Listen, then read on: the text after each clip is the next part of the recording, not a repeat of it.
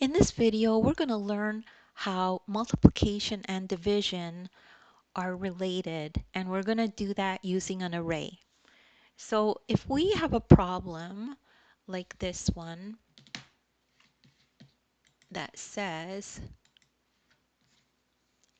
find the answer to the division sentence so that the multiplication and division sentence describe the model. And this model is called an array. And we have three rectangles.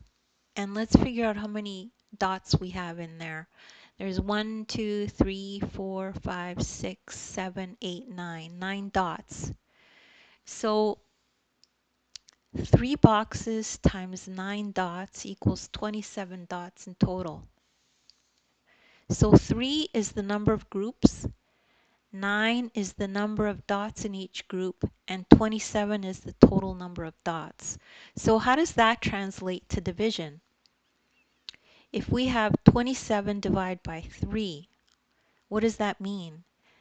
So that means we have 27 dots divided into 3 groups. So how many dots in each group? That's what it's trying to find out. So 27 is the total number of dots. We know that from here. And divided by the number of groups. We know that there's 3 groups, right? 1, 2, 3. So if we do this division, we'll know the number of dots in each group.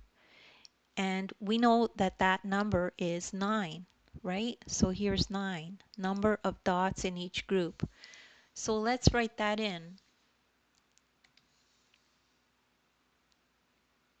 The answer is 9. Now don't worry if you don't understand this right away. You could just rewatch the video. You're probably one explanation away from getting it. And you've got this.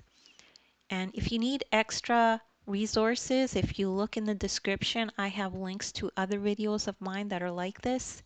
As well, there's a useful resource, the ebook, where you can download the ebook and follow along this exact lesson in the ebook.